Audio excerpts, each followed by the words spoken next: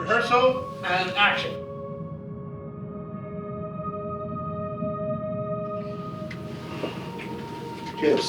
When I was younger, I wrote about kind of spiritual films, but I never thought I'd make one myself.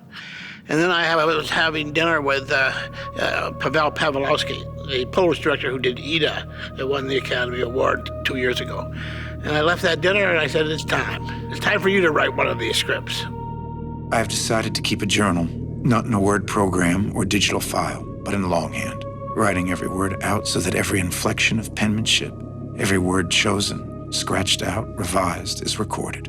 When I first read the script, it was clearly the same author as Taxi Driver. It's a grown-up taxi driver, but it's still the same voice. I came up with a character that's not that different than one I've been writing about for a long time. Travis Bickle, the light sleeper, the drifter, the loner, the man in his room. Only now he's a minister. I talked my son into a war that had no moral justification. My wife could no longer live with me. I left the military. I was lost.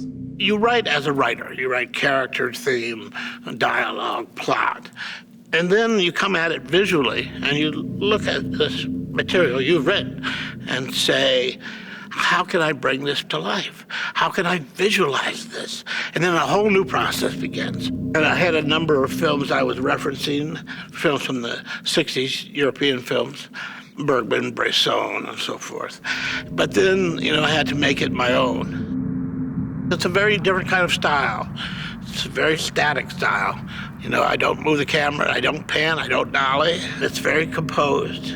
And I've never made a film in this way before, but in order to address the spiritual in films, you have to leave room for the viewer to lean in.